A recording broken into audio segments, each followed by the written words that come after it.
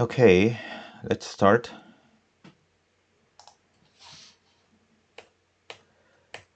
So the last time we finished at this part where we can take a derivative of the inverse function. So for example, we have hyperbolic sine inverse, which has the formula of log x plus square root of x squared plus 1. And how you derive this formula is simply following the definition of sine. So for example, let's try to derive that formula. So we have so we have y equals to sine h inverse of x, and that means we have x equals to sine h of y, right? So we can write this as e to the y minus e to the minus y over 2. So this becomes 2x ey equals to e to the y squared minus 1. So I move this 2 in the denominator to the left hand side and then multiplied e to the y together.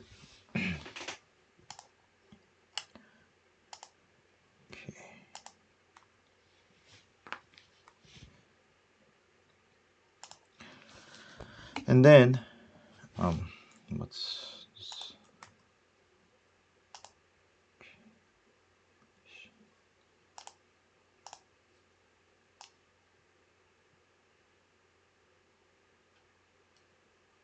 네, 저기 LMS에서는 PPT만 공유되는 게 맞아요. 아, 맞다. 그렇지. 뭐 어쩔 수 없어요, 이거는. 제가 따로 키는 거니까. 아, 이거 바꿔볼까? 다시 한번 켜볼게요, 그러면.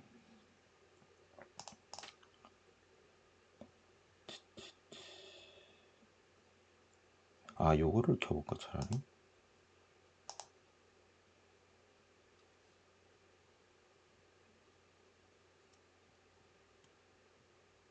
아, 근데 이거 안 되겠구나. 화질이 나죠, 안 좋아가지고. 다른 거 킬게요. 귀찮지만 여러 번 해야겠네.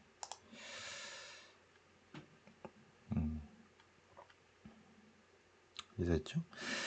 자, so when I substitute e to the y by t, then now it becomes t squared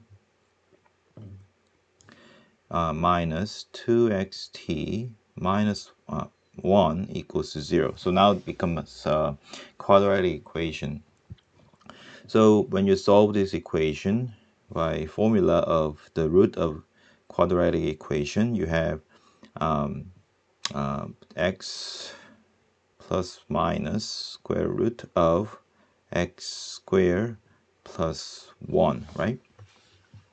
Now, t is equal to e to the y. So in order to find the formula for y, you have to take a logarithm. But when you take a logarithm, the value of logarithm cannot be negative. So x squared plus 1, square root of x squared plus 1 is bigger than x, and x is now the real number. So you cannot take a negative sign here, then, because if you take a negative sign, t becomes negative. So only positive value is valid here. So we have log x plus square root of x squared plus 1, and that's the formula for inverse sine, hyperbolic sine. Okay, so let's go back to the slide.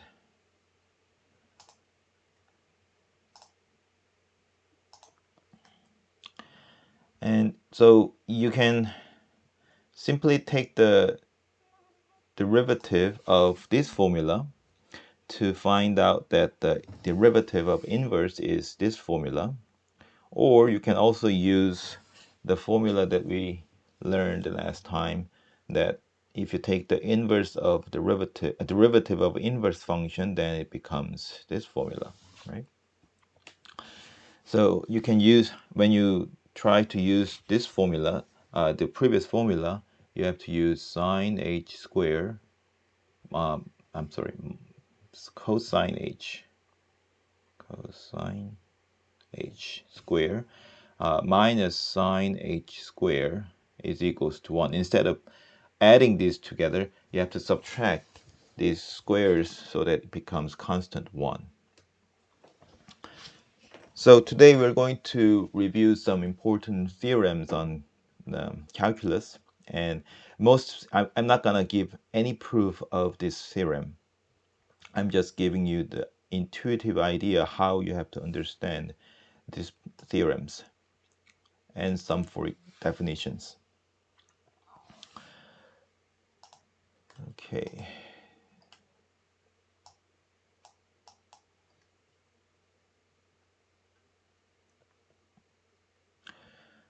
All right. 이거 되게 헷갈린다. 어디에 내가 지금 뭘 보고 있는 거야? Okay.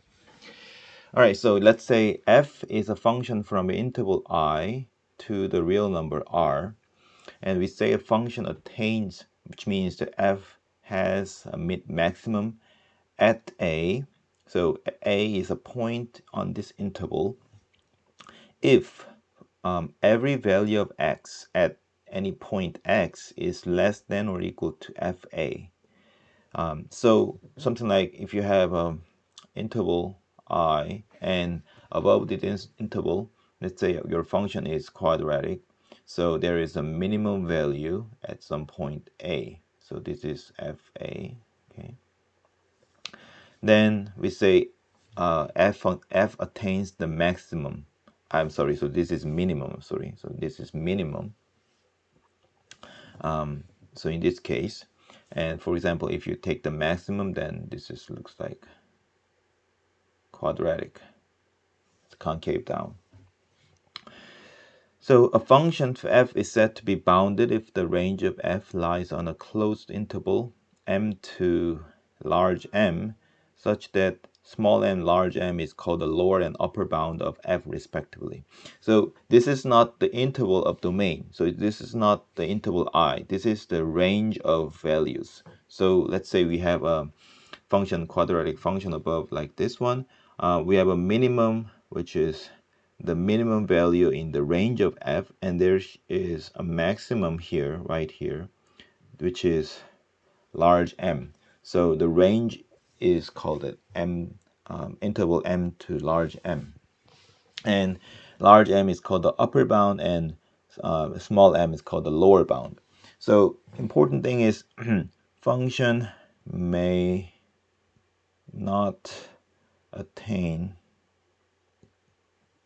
the upper or lower bound. So what it means is that the lower bound of this one, look at this one, is small m, and you have a value in the interval of domain which attains the minimum, which means that the value of function at this point is exactly the lower bound m. However, when you take the upper bound large M right here, there's no value. So consider this interval is open interval, which means that there is no endpoint on this endpoints of this interval is not included in the domain. So the upper bound is actually attained at the boundary point of this interval, at endpoints, right endpoints. But this value is not included in the domain. So function value of function does not attain this maximum, the upper bound. So this is what it means. So upper bound may not be the value of function, or lower bound may not be the function of a value of function. However, we still call this upper and lower bound. So here's the theorem, extreme value theorem. Let I be a closed interval. So this is important. So we had an open interval example in the above. We have in this theorem closed interval. So if I is closed, which means that it contains two endpoints inside the domain, so it contains the boundary, and f is a function from this closed interval to real number, and it is bounded and continuous, then f always attains the maximum or and the minimum. So there is always, so also not just has a maximum or minimum, it attains the maximum minimum, which means that there is some, I'm sorry, so there exists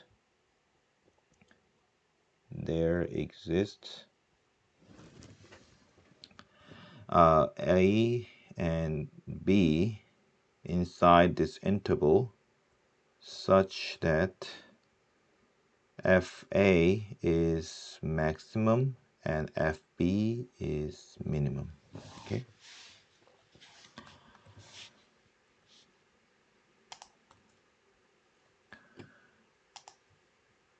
So, okay. If you have any question, please just type anything, either in the LMS or YouTube live chat.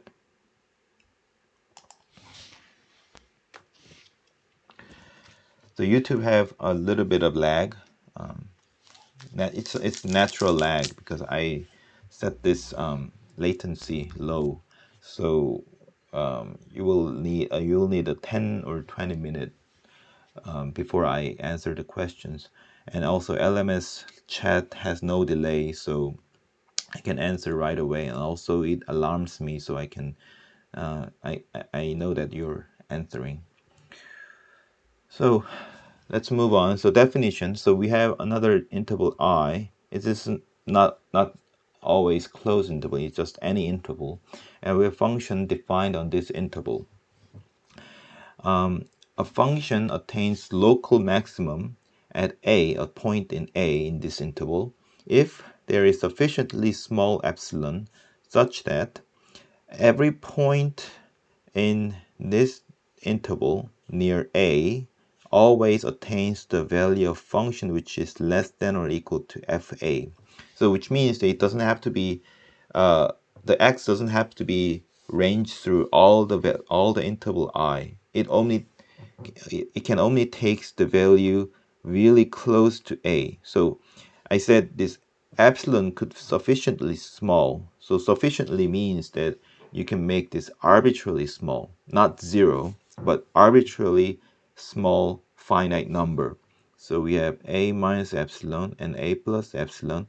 If you take any value inside this interval, and the value of function is always less than or equal to the value of function at A, then we say A is local maximum. Okay, so it's locally means that if you take a neighborhood of at that point, if anything happens, if any property satisfies, then we say we put a word local here.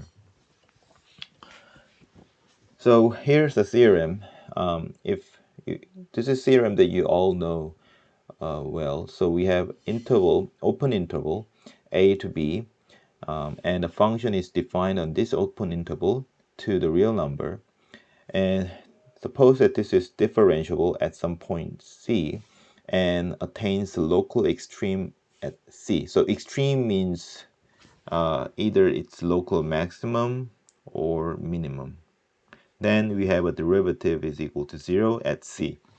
This is obvious because you already know that this is the standard way how to check whether the function is local maximum, minimum, something like this one, right? So you have to you have to note that this does not guarantee this condition does not guarantee that f has a local maximum or minimum at this point, C or C prime. It only gives a candidate where f can be maximum or minimum. So you have to actually check the value of function near these points, whether this is local maximum or local minimum. Because you see fx equals to x cubed also have x prime 0 equals 0, but 0 is not neither local minimum or local maximum, because the function looks like this. It just the increasing function at 0.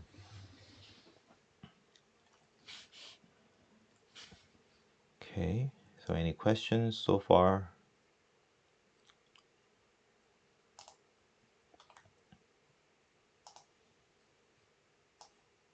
Nope.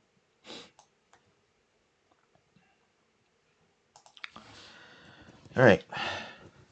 So here's another theorem. So Darboux theorem. Let fx be a differentiable function on an interval I, and we take two values of I, a and b, and let zeta be a differential value lies between differential of the function at a and b. So depending on whether which one is bigger and which one is smaller. For example, if I can take this inequality, then zeta lies between these two interval from here to here. So there exists C, a point in the interval such that the differential of function f at this point C is equal to zeta. So this is quite nice theorem, because let's say I have an interval of domain, a function, and let me draw a bigger picture. So here's picture. So let's say we have take interval of domain, and let's say we have this function, and let's pick 2 points, A and B. So A is somehow flat here. Oh, so it looks like flat in B too. So here, let's say B here. So B is here, so slope is negative. So f prime A, this is f prime B slope. So Darboux theorem says, so zeta is a value between these differentials. So it should be negative because it's these two values, one is 0 and one is negative. So zeta is bigger than this value and smaller than this value.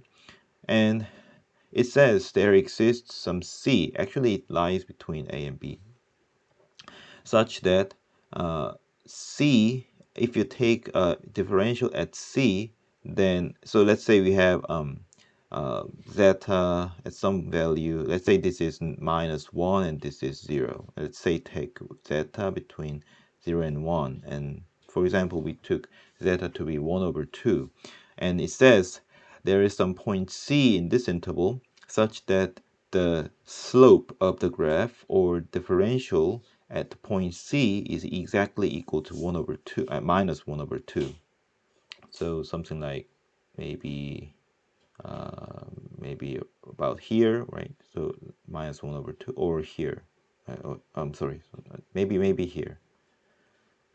There should be something, maybe not. Okay, so let's say this is f prime C equals -1/2.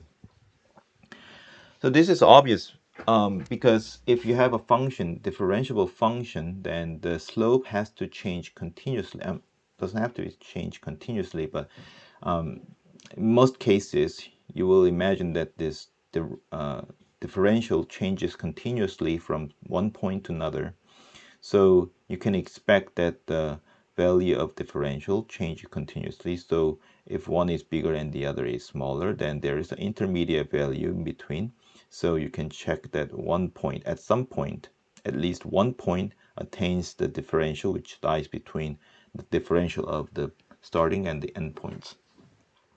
So what's application? So this is one application that we can apply in solving differential equation.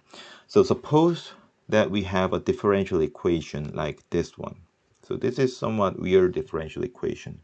So it says we have a function y, and this y satisfies this equation where the derivative of y is either 1 or -1, depending on which value you're looking at. So we have x omitted here.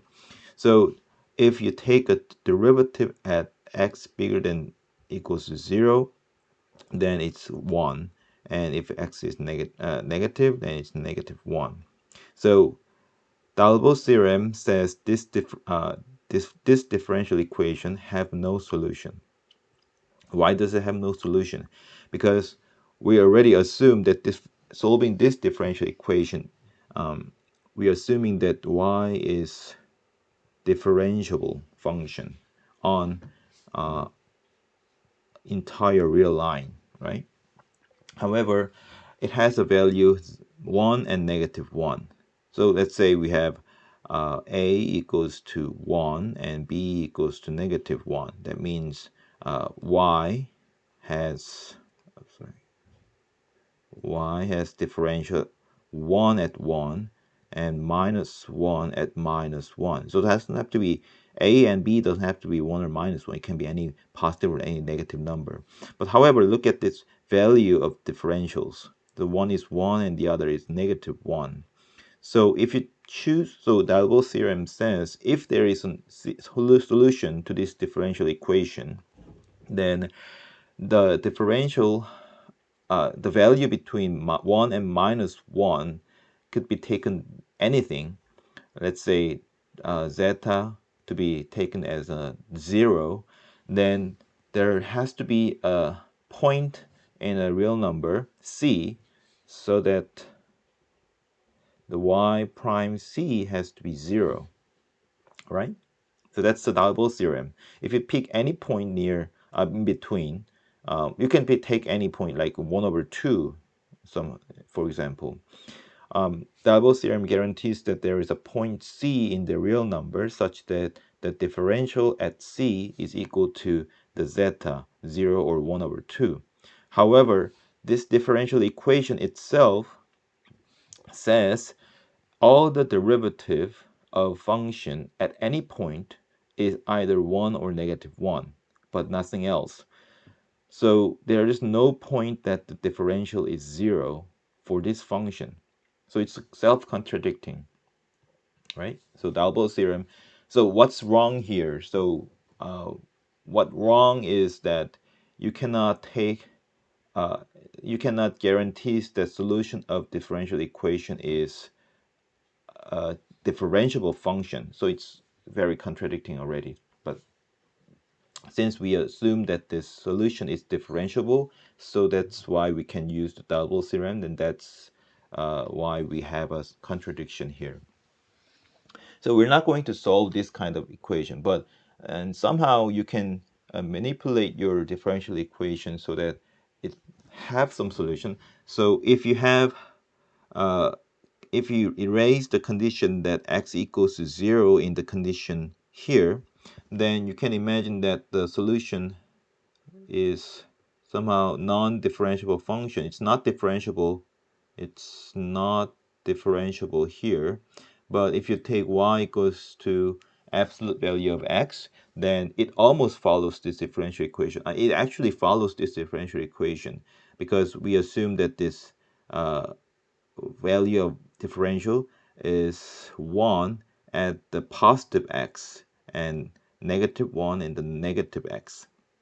And we're not defining a differentiable we're not defining differential equation when x equals to 0.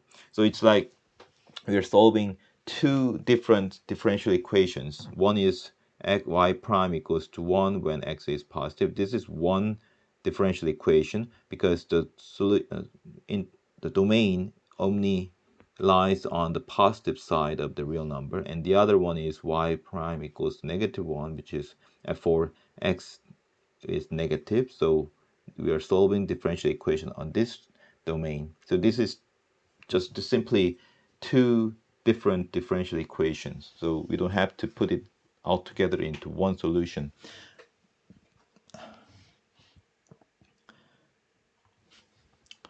Okay, so still any questions?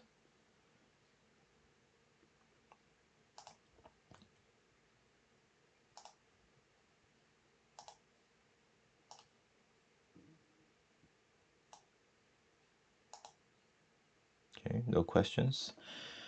All right. Next definition, a point x in the domain of function is called critical point.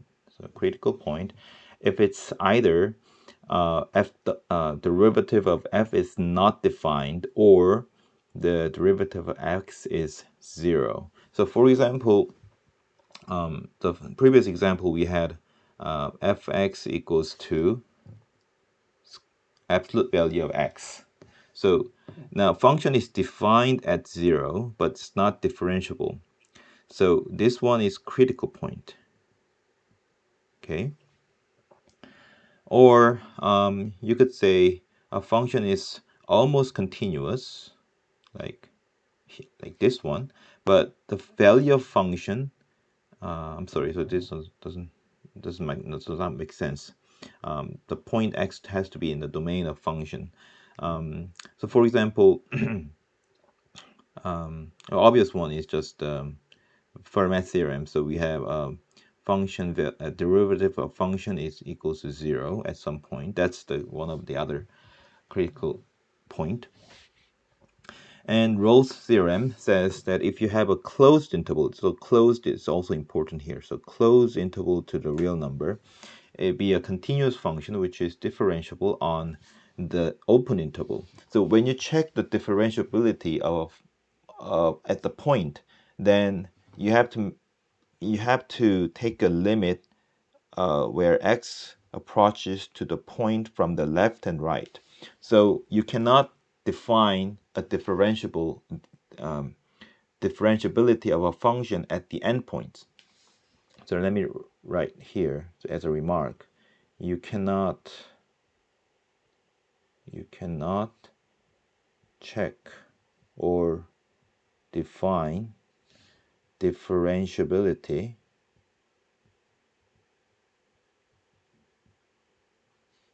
at the endpoints.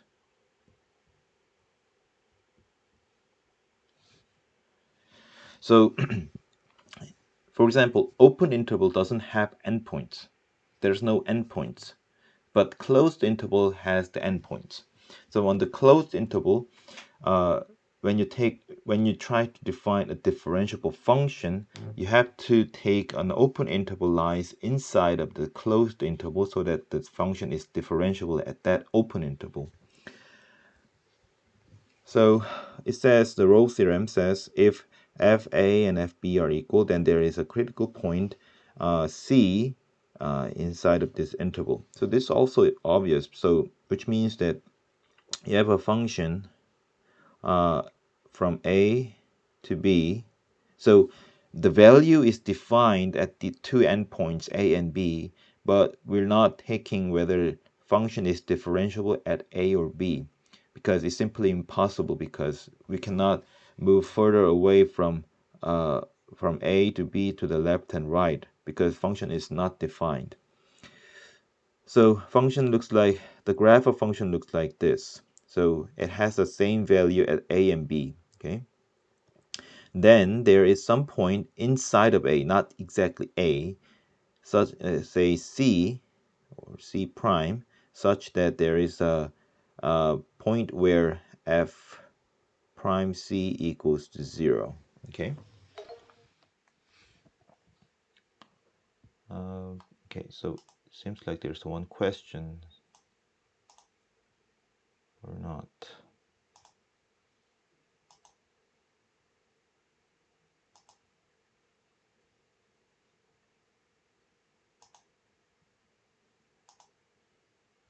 Okay, no questions, right?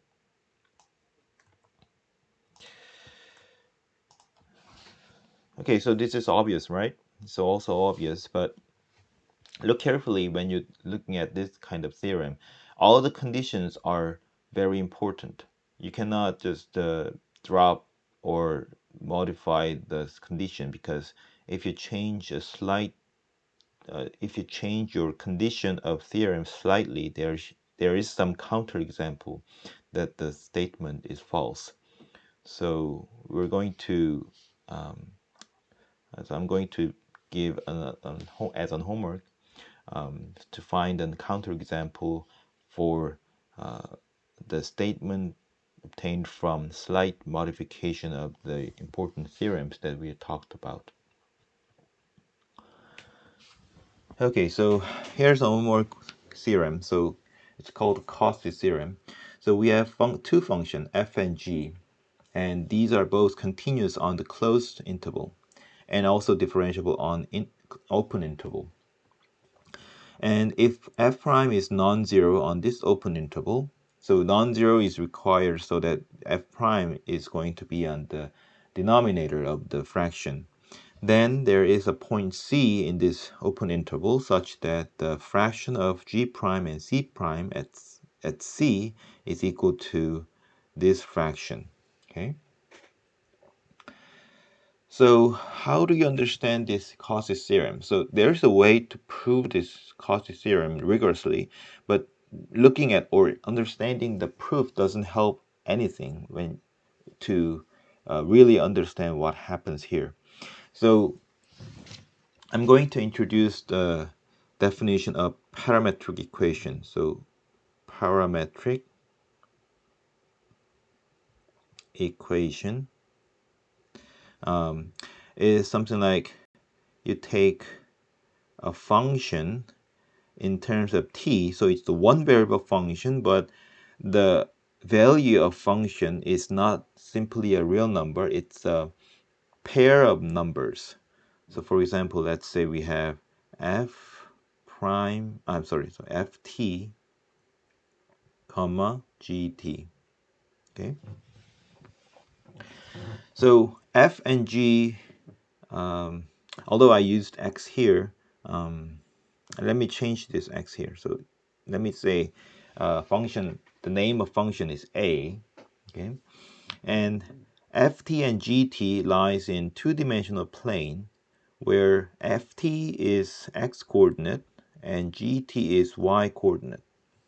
So parametric equation is like a curve on a plane whose which define, and parametric equation defines the coordinate of the point on this curve, and this coordinate functions defines the functions for each coordinate.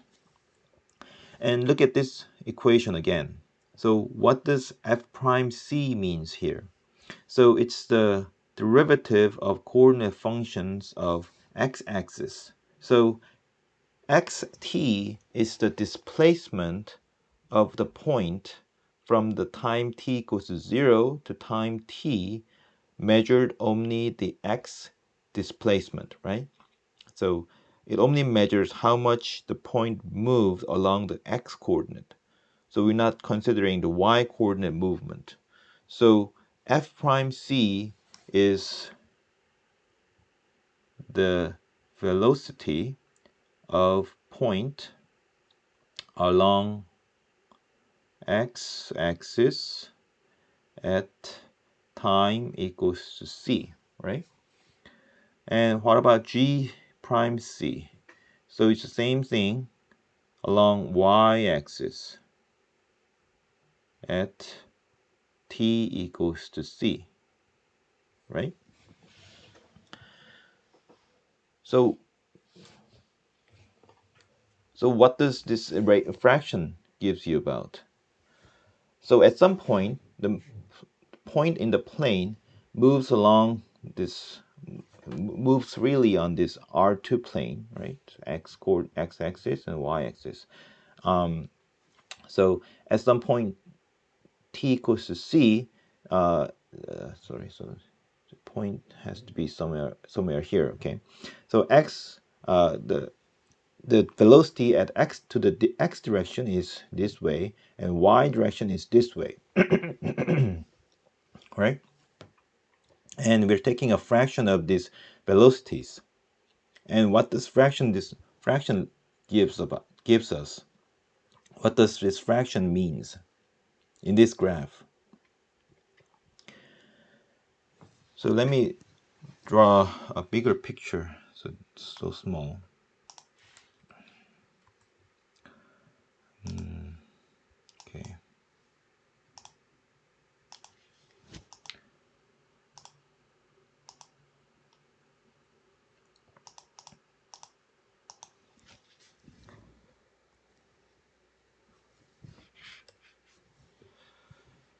Okay, so suppose that we have two-dimensional plane and we have a curve, any curve, simply just AT equals to xt comma yt.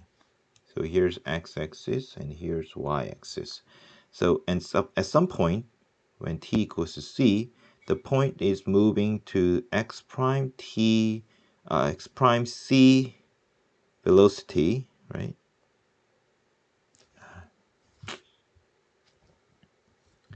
Prime c and y prime c velocity, right? So it's simply depending on the coordinate functions for x and y. And the fraction gives the slope, this slope. So there is a vector whose x value is x prime and y value is y prime, and this is vector, and this is called a prime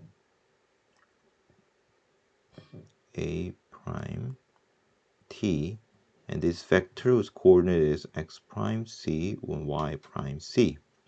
So in this case, x prime c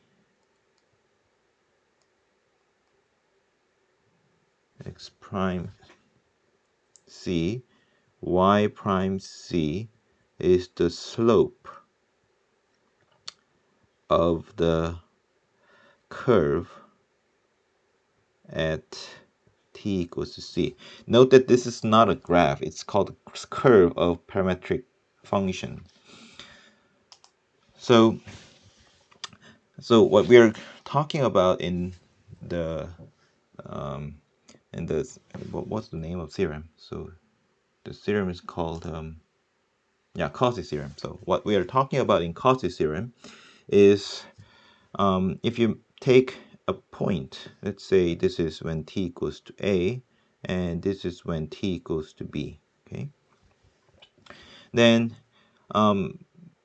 regardless how point moved along the point, just take the starting point and end points, and then see how much this point moved to the x direction and y direction. Okay, so this is the distance or displacement the point moved from the time a to time b. So this is so ft is now xt is ft and yt is gt. So this is gb minus ga, right? And then on the along the x direction, we have fb minus fb, fa, sorry, fa. So the fraction of gb minus ga and fb minus fa is the slope of line connecting the starting point. It's kind of confusing because I used a instead of another symbol because okay, so just put a symbol right here above a so that this a is not the same a in the parametric t, connecting aa to ab, right? And Cauchy theorem says there is some point C in between A and B, so that this slope, the infinitesimal slope or tangent slope, so this is called the tangent slope, right? Tangent slope of the graph at that point C is equal to the slope connecting the point at A and B. And that makes sense because if you choose any 2 points for any graph, you have to have at some point the tangent slope exactly same as the slope of these 2 points. So instead of memorizing or understanding the rigorous mathematical proof of this theorem, I think it's more important to more important to understand intuitively what this theorem tells you about and how to explain this theorem concretely. Okay, so this is one way you can explain the Cauchy theorem. So think about other ways to explain this one. And the mean value theorem is a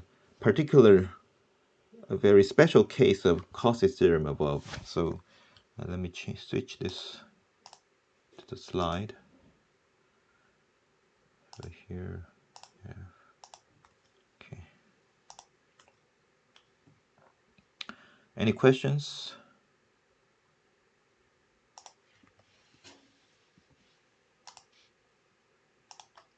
No questions?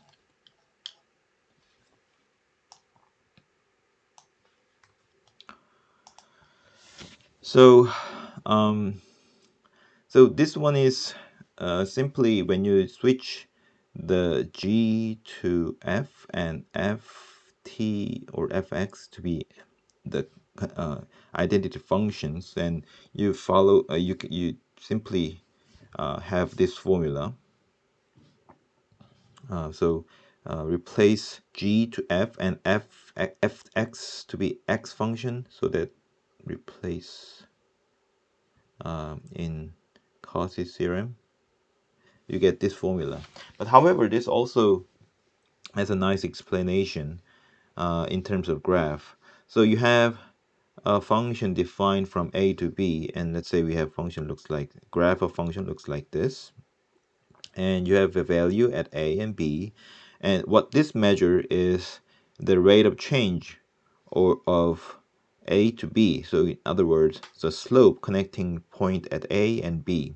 And it says there is a point in between a and b such that the slope is exactly the same slope of this line. So you can imagine that there's a slope, slightly positive slope around here. I'm sorry, so around here, right? Not before it becomes zero, and also around somewhere here right after it passes to the flat point. So it doesn't says there exists a unique C. There could be a several C satisfying this equation.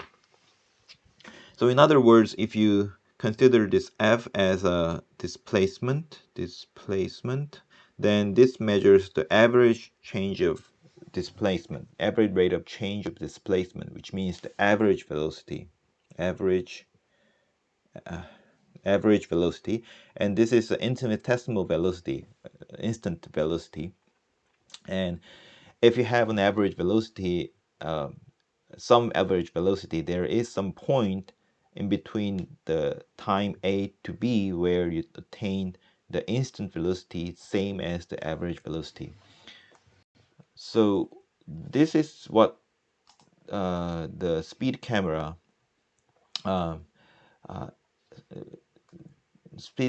able to give a ticket to the driver who exceeds the speed limit. So you have an interval of 10 kilometer, and there is a camera in the front and in the start and the end. So they measure how much you traveled, so exactly 10 kilometer, and how in what time you traveled. You passed the first camera in the interval, and what time you passed the last camera in the interval, and they measure the average speed, average velocity of your car.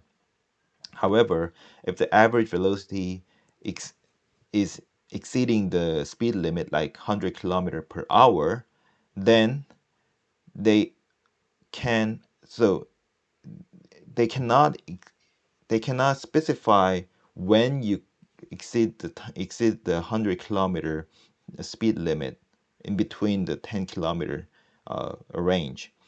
However, by this mean value theorem, they know that at some point, at least at some point, you have to have exceeded 100 kilometer per hour because of this mean value theorem. So they don't know whether you exactly in what time you exceed the speed limit 100 kilometer, but they know that you exceeded at some point, so that's why they can give you the ticket. So here's a one application of mathematics in the real life, in the law.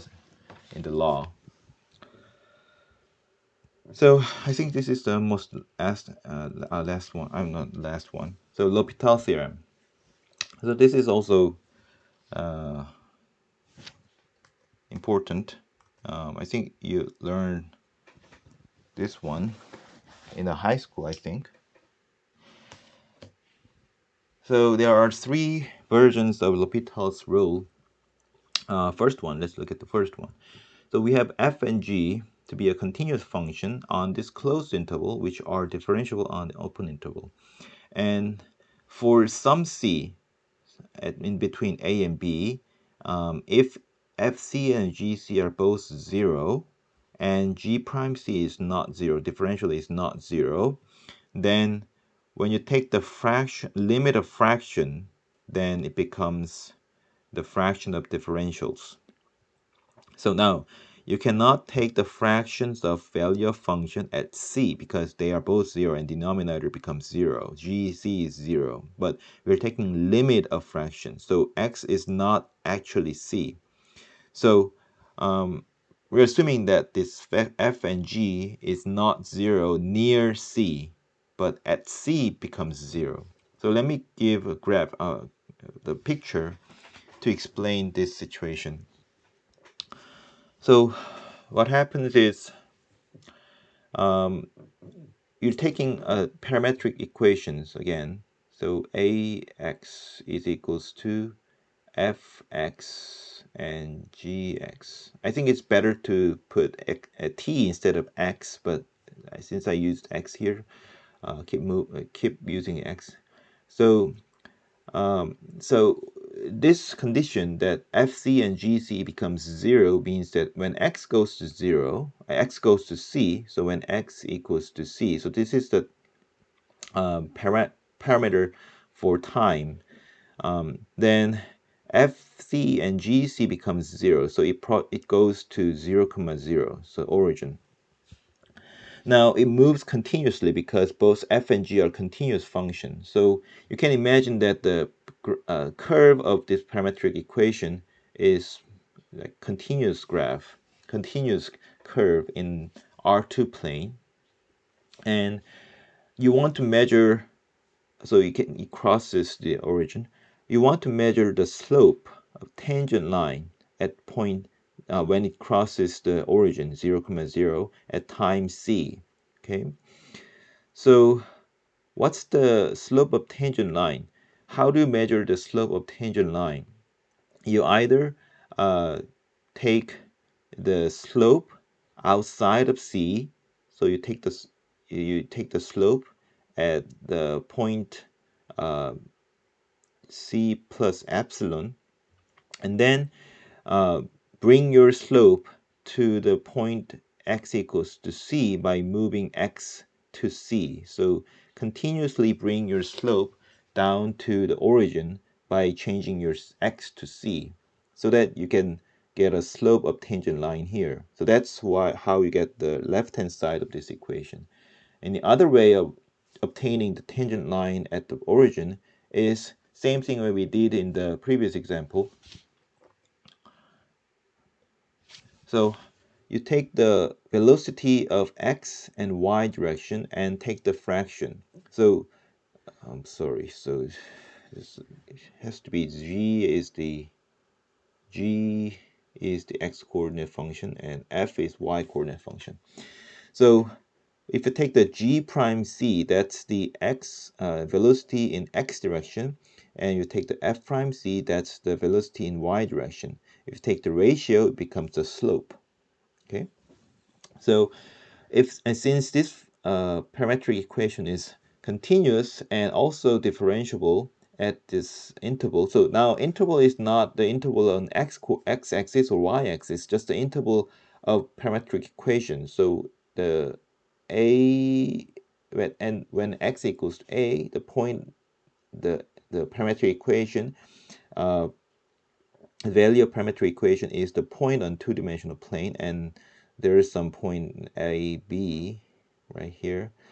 So A and B are not the value in X or Y coordinates. So anyway, so these are two ways of measuring the tangent slope at the point 0, 0, and that has to be same because these coordinate functions are continuous and differentiable. So that's how you understand L'Hopital's rule intuitively. And also for the second part, where you have a slightly different situation when x approaches to a from the right hand side.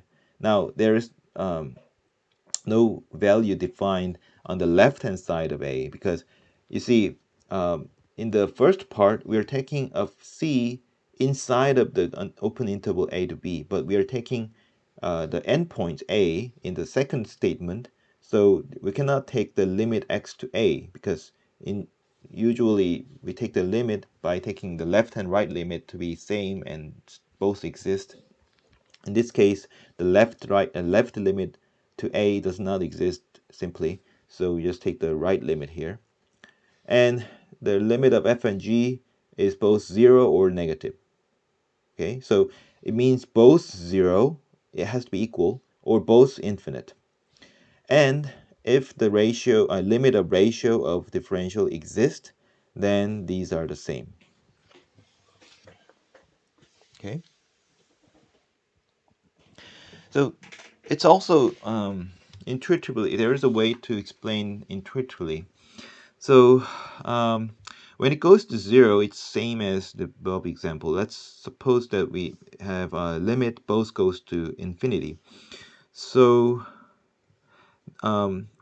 when x approaches to a, fx and gx goes to infinity. So which means in infinite time of x, the a prime x, which is given by fx and gx, goes to infinity. It diverges to infinity. So both coordinates diverge to infinity, which means that it somehow goes this way. Keep moving this way. Now, what we are talking about is the fraction. Let's look at the right-hand side first. So the fraction on the right-hand side measures the velocity of x direction and y direction, so it measures the slope, right? So how much the slope converge, how to, where does this tangent slope converges to is the limit of the fraction. So this measures the uh, converge, convert. So the velocity, the tangent slope of the curve converges to this limit, right? Now, let's look at this one. What does this measure? So it measures simply the slope of the slope of a line connecting the origin and the point on the curve. So let's say this is fx and gx. I'm sorry, so this has to be gx and fx. So this is g, this is g, and this is f. This is g, this is f. Okay. So suppose that we have -1 in the numerator and denominator. Okay, that means now this fraction is simply the slope connecting two points, the origin and the point on the curve. So the limit of this fraction means that the limit of this slope of the slope of the line connecting the origin and the point. So origin is fixed. So as x goes to a from the right hand side, this point moves to the infinity, and so this slope is asymptotically approaches to almost approaches to asymptotic line, asymptotic line. So this is the slope of asymptotic line. So here's a better picture. So we have somehow this graph looks like AT equals to GT times FT. Okay, so as t goes to a or x goes to a, this line asymptotically approaches to y equals to x. So then the limit of this fraction is equal to 1 because that's where this slope of this line segment approaches to. Okay, so there's two ways of measuring the slope of asymptotic line. So one is the direct way of measuring. The left hand side is direct method, and right hand side is by measuring the tangent line at each point and take this tangent line to the point at infinity and keep moving your slope until it approaches to the slope of asymptotic line. So both measuring the slope of asymptotic line in different ways. So that has to be same, and that's the L'Hopital's rule.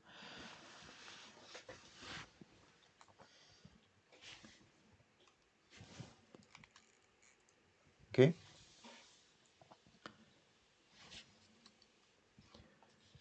Any questions?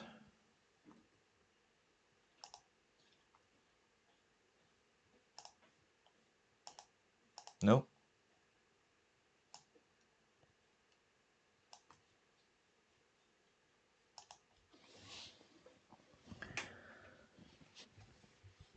Okay, so I think you can simply imitate my explanation for the first two parts for explaining the third part of L'Hopital's rule. So I will leave it to your exercise. And then this example says that logarithm and simply power function and exponential function has this property that always the power function is increasing faster than the logarithmic function, and exponential function always increase faster than the power function. Okay, you can you can show this by L'Hopital's rule. All right, so this one is also important, and then last part of this slide and for this week. So linear approximation. Suppose that we have a function fx differentiable at a x equals to a. We have a linear function, which means the power, this is the order 1 equation, and here is a variable x.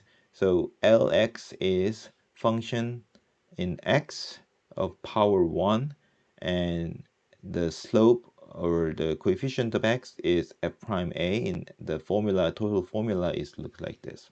So when you're looking at this one, you already know that this is a slope, and this is the a comma fa is the point where this line passes through. Okay, and this is called a linear approximation of fx at a. So what it means is this is just the tangent line, equation of tangent line. So you have a function y equals to fx, and you pick a point a, and you simply draw the tangent line, which is y equals to lx. Okay, and why is it called a linear approximation? We're not going to take a value of function. Instead, we're going to take a value of line, the Lx, near A. So let's say A prime near A. Instead of taking a value of Fa prime, we're taking value of La prime, and we say La prime is almost equals to Fa prime. Because this is tangent line, if you keep zooming into the graph of fx near a, this curve almost look like a line, straight line, and there's no difference, almost no difference measuring the value of f and value of the linear function L.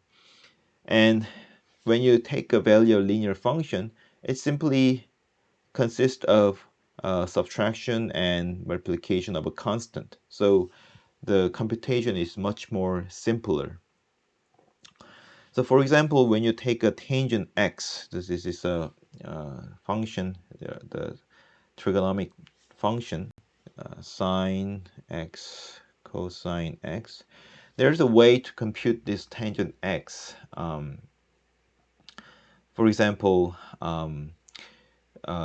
if you know for specific value of, if you pick a specific value of x, then there is a well-known formula for the function, trigonometric function. But suppose that we take, we want to compute tangent 46 degree. Now it's one degree more than the degree 45, which know that the answer is tangent value has 1. Instead of taking a formula of tangent x, I think you can only compute the formula in terms of Taylor series. We're not going to talk about it yet. However, you can use your linear approximation to approximately guess the value of this tangent function at the 46 degree. So let's look at the tangent line or linear approximation at 45 degrees. So now in radian it's pi over 4. So this is our linear approximation. So when tangent 46 is almost similar to value of the linear approximation, and when you plug in 46 degree here, you will get 1 over 1. So this part is this part becomes 1 over 360. So it's almost 1.00556. So accurate value of 46 is actually 1.03553. So there is an error, but error is inevitable. So you will always have an error. But the error, you can reduce your error if you taking your point that you want to calculate the value of function near to the point where you take the linear function. So for example, if you take 45.1 degree and then you want to compute the tangent of this degree, then the error will get smaller and smaller.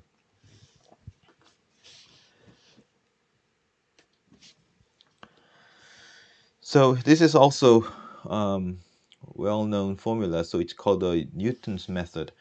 It's finding a root of function. So it's a method of finding a root. So let me read out the definition here. So f is a differentiable function on an interval I, and suppose that we don't have any point where the derivative is 0. So there's no critical point. Starting from x0, define a sequence by following recursive formula. So this way. So here, it may not be clear what we are doing here, but let me explain by drawing the graph. So let's say we have this kind of graph, y equals to fx. And now we start from x0. So here is actual root. I want to find out what value of this root is. However, we cannot just simply find a root because this function may not be quadratic or something that we can solve by hand. So we're just guessing approximately. So we start from a value near x star. So we have to guess where this value has to lie in. So suppose that, for example, you can draw the graph in MATLAB or in other tool so that you can guess that this root lies near or 1 or 1 or 2. Okay, so suppose that I can take x0 equals to 2. If you're looking at your graph and this root looks like it nears the 2, value 2. So start from x0 equals to 2. Draw the tangent line or linear approximation at 2, okay, x0. And then what happens is you have a point where this linear approximation crosses the x-axis, right? So that's called x1, okay? And then from x1, draw another tangent line at x1. So this is our tangent line, right? And then there is also the point where this tangent line crosses the x-axis. That's called x2. So this is not just definition, it's a theorem that if f follows this condition, then if you start from a point near x0, then the sequence of x0, x1, and x2 converges to a point which is happen to be the root of this function, where the graph of function crosses the x-axis. So this is the root x star. So xn goes to x star, and this is the root of fx. So we're going to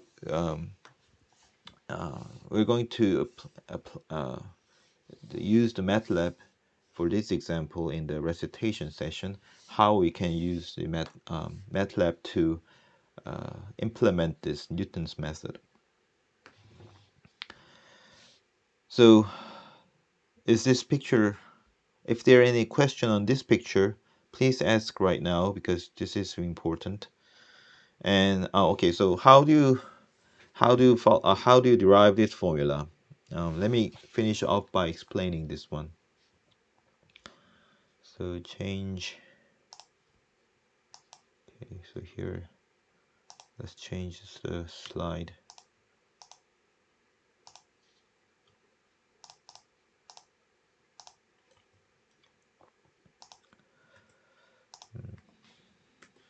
Okay.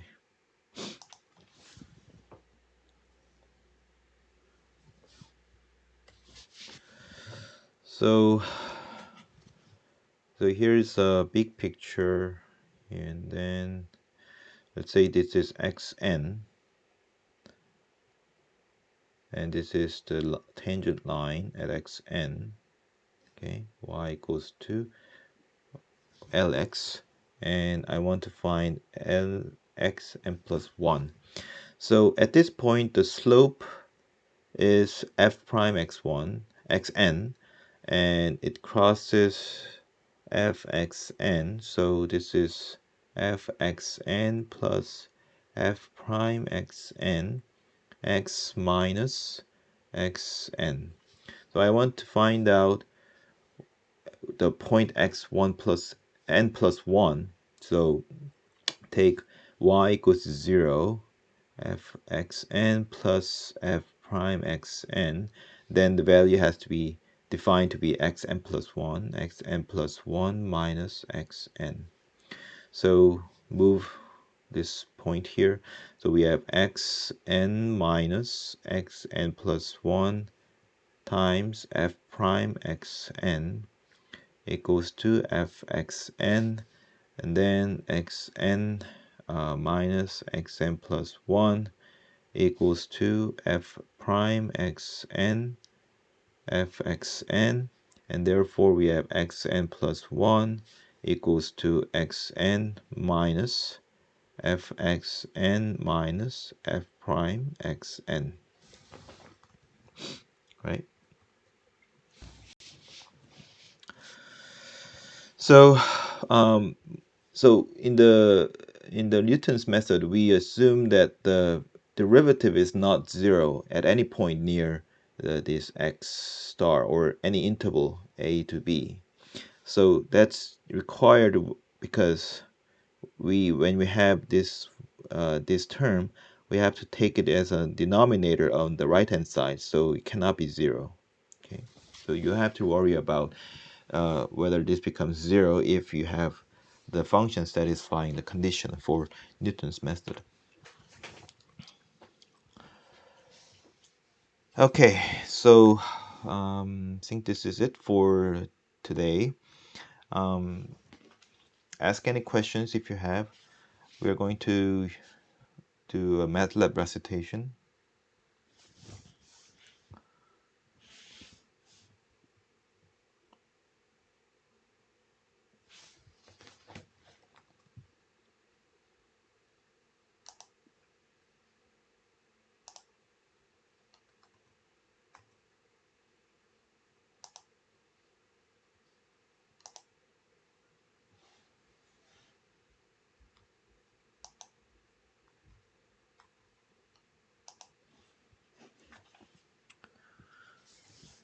Any questions?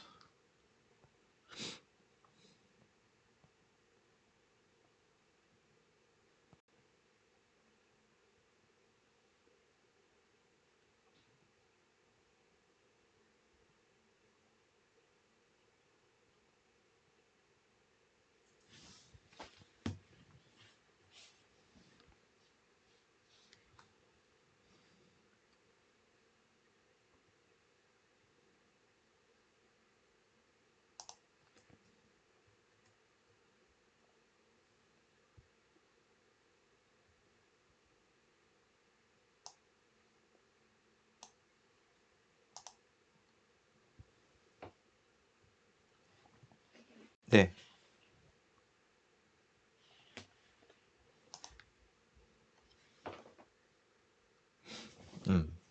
이건 그냥 한국말로 할게요. 그러면은 잠깐만, 지금 크롬이 지금 뭐야 뻗어버려가지고 잠깐만, LMS 끊기겠는데? 이게 좀 이렇구나. 자, 이거는 한국말로 할게요. 자, 일단은 지우고, 잠깐만요. 저기 저걸로 보시는, LMS로 보시는 분은 잠깐만 기다려주세요. 지금 제 컴퓨터에서 LMS가 뻗어버려가지고 지금 어떻게 될지 모르겠는데. 자, 일단은 아까 이제 여기 있다. 크게 이제 크게 이제 그래프를 그려보자고요. 무슨 그래프냐면 a prime x equals to gx, fx. 자, 이거는 2차원 커브예요. 2차원 파라메트릭 이퀘이션이에요. 그러니까 지금 이 2차원상이 이렇게 곡선이라고요.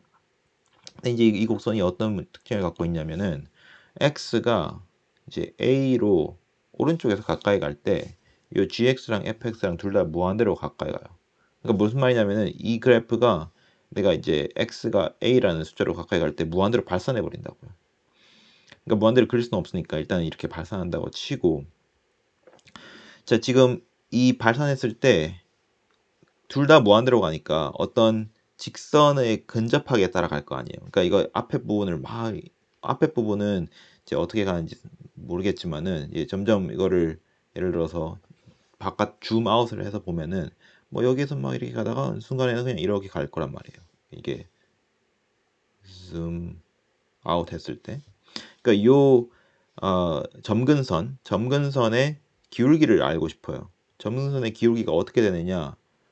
이거를 이제 두 가지 방법으로 취할 수 있다는 거죠. 하나는 내가 어떤 임의의 x에서 이 점의 기울기를 봐요. 그러니까 이 그래프의 기울기를 보는 거예요. 예를 들어서 이만큼 가고 이만큼 갔을 때 이제 g 프라임 x만큼 x 방향으로 움직이고 f 프라임 x만큼 y 방향으로 움직이는데, 이제 거기에서 이걸 두 개를 합하면은 이제 벡터가 되는 거고, 얘의 프랙션을 구하면은 g 프라임 x 분의 f 프라임 x 하면은 그래프의 기울기겠죠. slope at x. 근데 얘를 이제 계속 끌고 가는 거예요. x를 a로 보내면서. 그럼 요 기울기가 점점 점근선에 근접하겠죠. 그렇죠? 이제 또 다른 방법은 이제 원점에서부터 요 점까지의 그냥 선분의 기울기를 보는 방법이에요. 그 선분의 기울기는 이제 요 0에서부터 요 gx까지의 변화량 gx, 여기 마이너스 0이 생략되어 있는 거예요. 그 다음에 y는 fx 빼기 제로. 그러니까 두 점을 잇는 선분의 기울기가 x가 a 파지티브로 갈 때 점점 어디로 근접해 가느냐, 그거를 취하면은 이제 파란색 그림을 보세요. 그럼 여기서는 뭐 왔다 갔다 하겠지만 어느 순간에는 거의 점근선의 기울기랑 똑같아질 거 아니에요.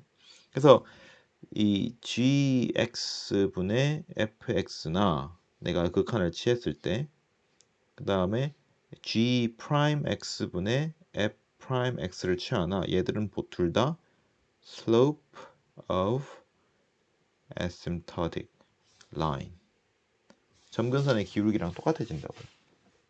그렇게 두 가지로 생각을 하면은 로피탈 정리가 당연하게 받아들여지죠. 그러니까 계산할 때 어떻게 쓰냐는 거는 뭐 잘 아시니까 중요한 게 아니에요. 그 이제 핵심 아이디어를 알아야 그걸 써먹을 때 이제 제대로 쓸 수 있다는 거죠. 이론적으로. 잠시만요. 이거 어떻게 해야 돼? 잠깐만요. 멈춰버렸는데. 어떡하냐. 일단 LMS 닫을게요.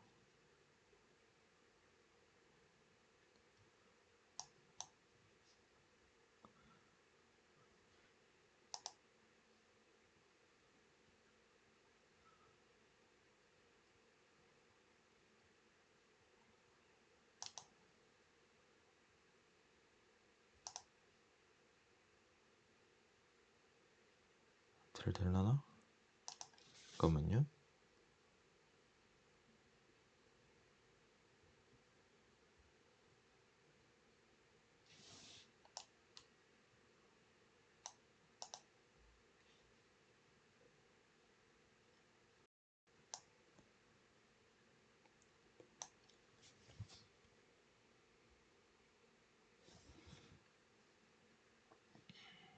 일단 이거는 잘 떴고,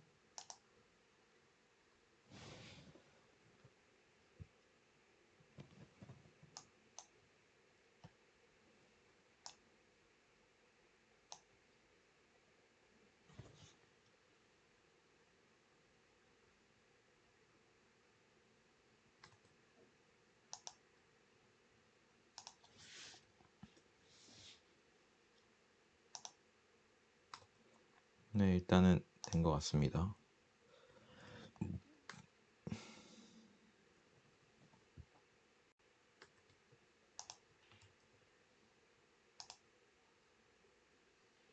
오케이. 그다음에 얘도 바꿔야 되는구나.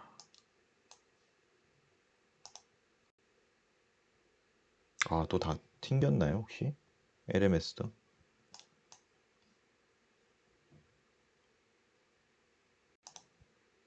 혹시 LMS 다 튕겼어요?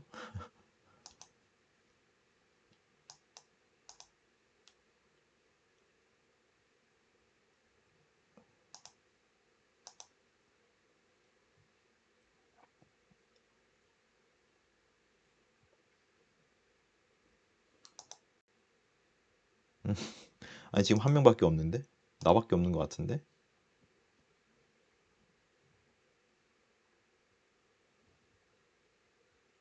아, 아니, 아까 한 9명 있었는데?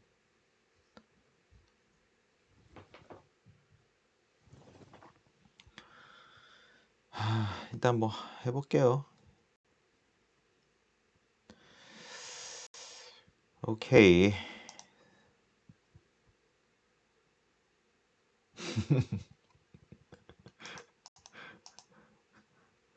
아니, 그냥 뭐가 편해요? 어떻게 할까요?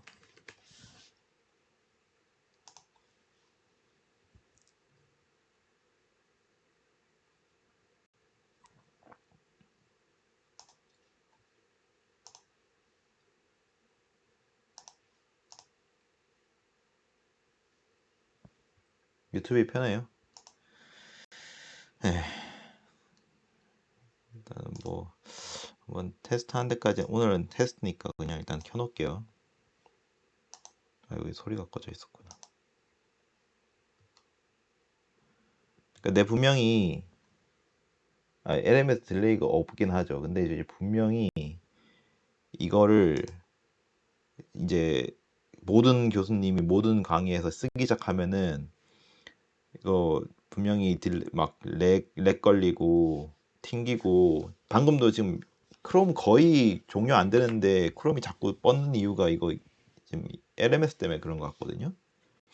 분명히 문제 생길 거라고요. 차라리 유튜브는 그 끊기더라도 일단 유지는 되는데 이거는 강의자가 튕기면은 다 튕기니까 안 좋은 것 같아요. 일단 뭘 하는 데까지 해봅시다. Okay, so today we're going to talk about some symbolic math formula and iteration. Okay.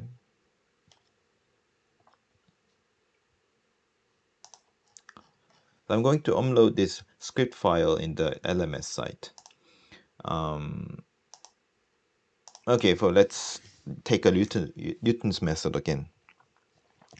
So for example, we're going to find the root of f equals to x cubed minus x squared plus x plus 1. Okay, so this is just a comment. So I'm just writing an example. The reason why I skip the iteration and symbolic toolbox will be explained later. So let's just see how we can take a Newton's method in MATLAB. So for example, let's plot this function. So x from linspace minus 10 to 10. Now I have to set the domain of function. Although this function has entire real line as a domain, simply I cannot draw entire graph. So I set a finite interval, and let's define a function in an anonymous function. So at x dots minus x dot cube plus x plus 1. Okay, so let's plot this function. Plot x fx. Run section.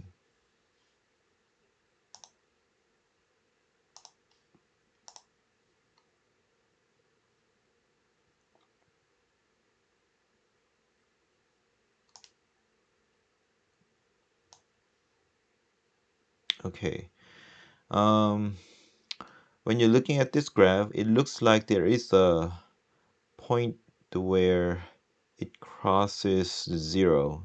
You see, so the root is not 0, because if you plug in 0, the function has not 0.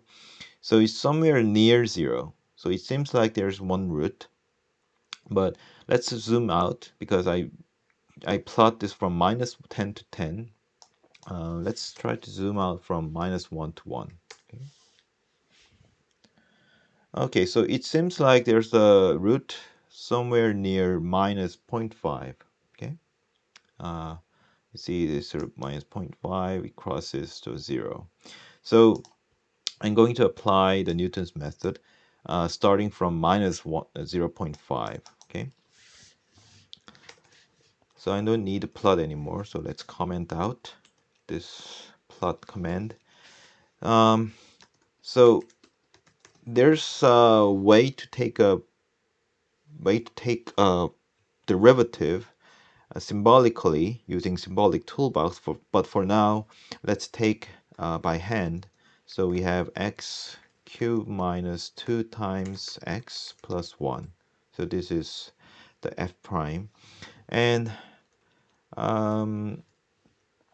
well, I don't need this linspace, so this is only for the plotting the function. So let's start from the value x0 equals to minus 0.5. Okay.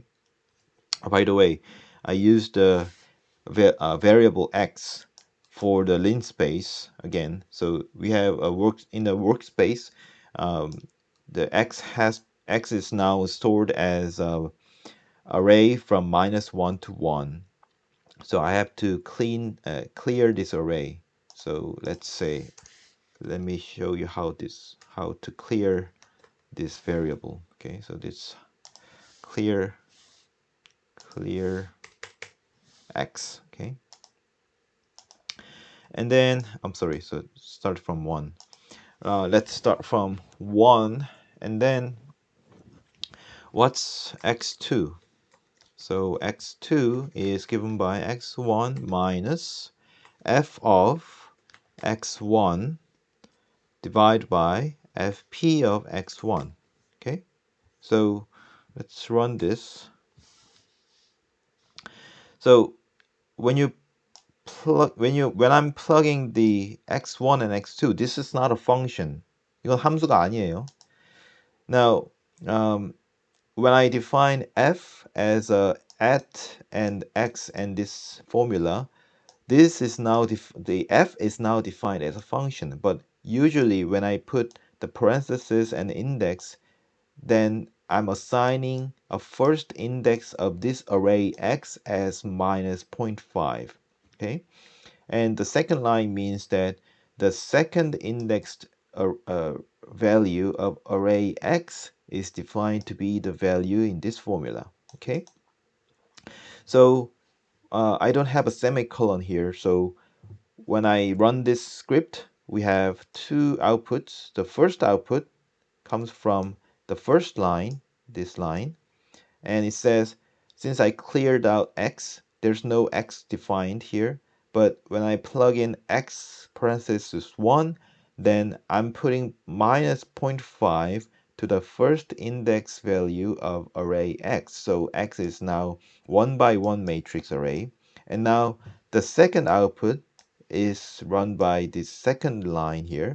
So after running this first line, I put the second line by saying that put these value to the second indexed value of array x. So the first index value is remains same, and the second index value is now assigned to be the value computed from this formula. And then x becomes 1 by 2 matrix array. Okay, so I want to keep doing this until I reach to the approximate root of this function. So maybe it requires 100 or maybe requires 1,000 times to do this. So we cannot simply do it by our hands or simply type 100 or 1,000 lines. So that's why we need an iteration. So basically the iteration is for and command. So when you write for and tap, then it automatically completes the end line here. So whatever comes in between for and end will iterate it depending on the condition that you put right after the for command. So for space and let's say x from 1 to 10, okay, and then let's say x1 x I'm sorry let's say I here, okay, xi equals to I square, okay, semicolon.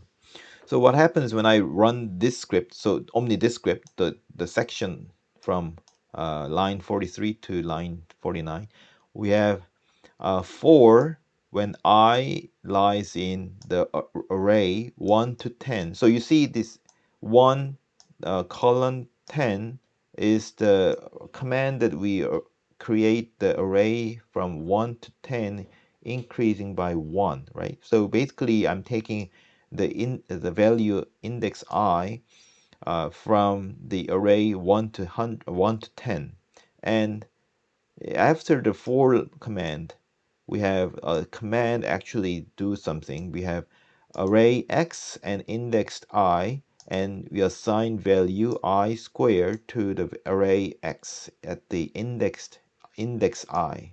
So what happens when I run this script is run section. Now when I look at the array X, we have 1, 4, 9, 16, 25. So each index I, we have value I squared. So this loop uh, for loop created of array X whose index I is value I squared. So by iterating this line, by changing I from 1 to 100, it operates this command. Okay? 한국말로 다시 설명할게요. 이거는 좀 중요하니까 헷갈릴 수 있어요. 왜냐면 프로그래밍 안 해본 분들은 이거 처음 보는 거거든요. 그러니까 지금 iteration을 하려고 해요. i라는 인덱스를 1에서 10까지 바꿔가면서 어떤 명령문을 실행을 하려고 하는 거예요. 그러니까 여기서 포문 end 요거는 이제 이 포문 안에 있는 명령을 수행할 때 어떤 조건으로 수행할 거냐라는 걸 얘기를 하는 거예요. 자, 그런데 이제 어떤 명령을 수행할 거냐면은 x라는 array에 i번째 인덱스 밸류를 i 제곱을 더해라, i 제곱을 넣어라 라는 명령을 수행한다는 거예요. 요걸 이제 실행을 하면은 명령이 꼭 하나, 명령 라인이 여러 개 해도 괜찮아요. 예를 들어 가지고 뭐 y라는 거에다가는 뭐 i 플러스 1을 넣어라, i 플러스 1을 넣어라 이렇게 하면은 이제 x에 있는 array는 요걸 넣고 y에 있는 i번째 값에는 요걸 넣고 이렇게 두 번 실행이 되는 거죠. 어쨌든 만약에 요거 문을 다 수행을 했다 그러면 end에 왔잖아요. 그럼 다시 위로 돌아가요. 그러면 이제 i가 처음에는 1에서 시작했다가 두 번째로 가면은 1 다음 숫자, 그러니까 1 땡땡 10 하면 지금 얘는 1, 2, 3, 4, 5에서 10까지 array를 말하는 건데 그 array의 그 다음 숫자로 넘어가는 거예요. 1 다음이 2니까 i가 2라는 거를 이제 대입했다가 치고 이 명령문을 수행을 하는 거예요. 그거를 10까지 반복을 했어요. 그리고 end로 왔어요. 그 다음에 넘어가면 10 다음은 없잖아요. 그러면 이제 끝나요. 그러니까 요거는 총 10번의 요 명령문을 실행을 하는 거예요. 근데 이제 i가 각각 바뀌면서 자, 그러면 이제 뉴턴 메소드 한번 봅시다. Let's look at Newton's method. I want to use this iteration to Newton's method. So suppose that I'm taking I from 1 to 10. Okay, so I have to start from the initial value here. So let's say we take out this one. Okay, start from x1.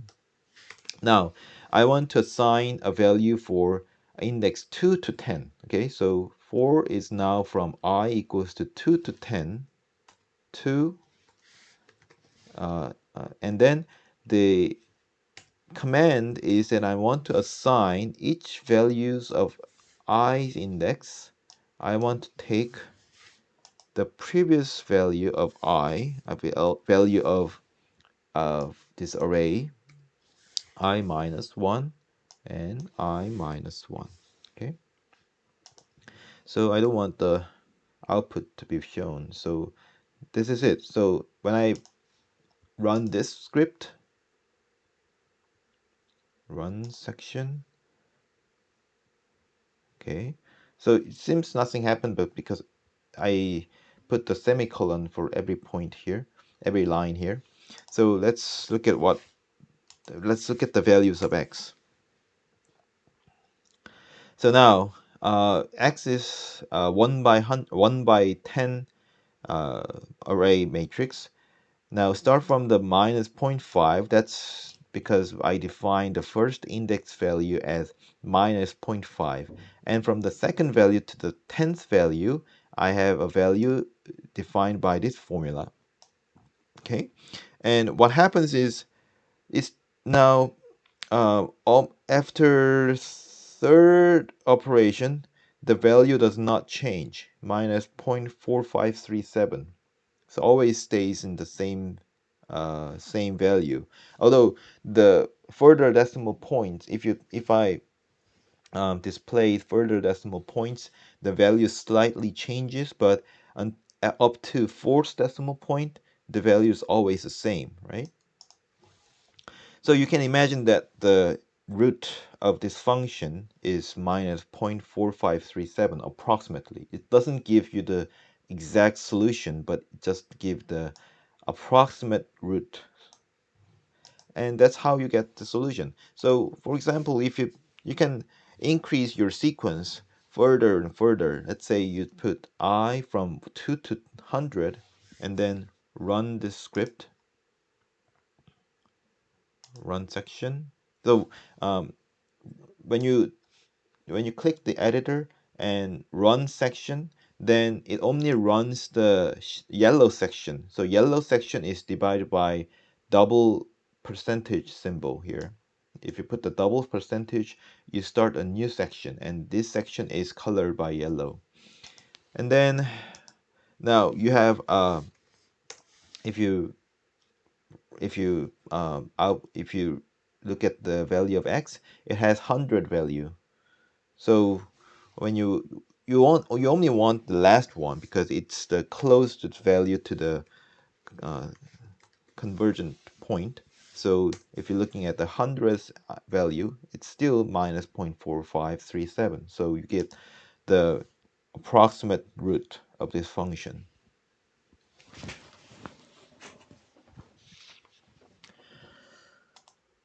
그러니까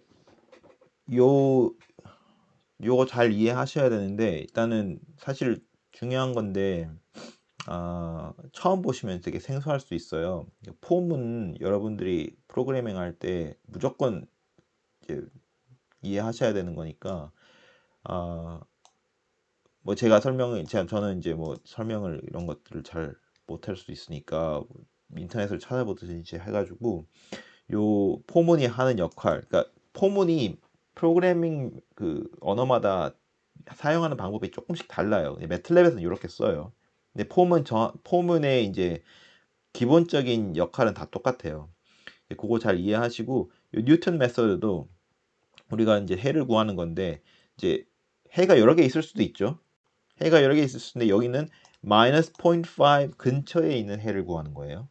만약에 뭐 여러 군데서 지난다. 그러면은 내가 시작점을 어디에 잡느냐에 따라서 이제 결과 값이 다를 수 있어요. 그러니까 뉴턴 메소드로 구한 이 근인 값이 여러 개가 나올 수 있어요. 그러니까 그거는 예측을 못 해요. 근데 이제 여러 가지로 내가 충분히 가까운 그 예측 그러니까 어느 점 근처에 있을 거다라고 이제 예측하는 점 근처로 내가 그 시작점을 잡으면은 내가 원하는 근으로 이제 이 시퀀스가 수렴하게 만들 수 있거든요. 근데 이제 얼마나 가까이 잡아내냐, 그거는 뭐 정해진 값은 없어요. 그냥 해보는 수밖에 없어요. 어쨌든 뉴턴 메서드는 사실 이제 뭐 이거보다 더 효율이 좋은 알고리즘도 많고, 실제로 매틀랩에서도 뉴턴 메소드가 아니라 다른 방법으로 근사 해를 구한 그 이제 커맨드가 있거든요. fsolve라고, fzero라고. 이제 그런 거를 그냥 써도 되는데, 일단은 우리가 포몬이랑 그 다음에 이제 캘큘러스에서 나온 내용들 이런 것들을 실습해 보려고 한 거예요. 그래서 일단은 여기까지 하고, so that's it for today and for this week. Next week we are going to talk about the integration and also more on the MATLAB command. We didn't cover the symbolic toolbox, so we're going to cover the symbolic toolbox next week. For after next week, so after on the 4th week, we're going to have a quiz, and also there's going to be a homework after 3rd week. So if we can't get a physical class, then I'm going to give an online quiz and online homework, and I will also, this video is uploaded on the YouTube and also in the LMS. There is a recording, so you can watch it later.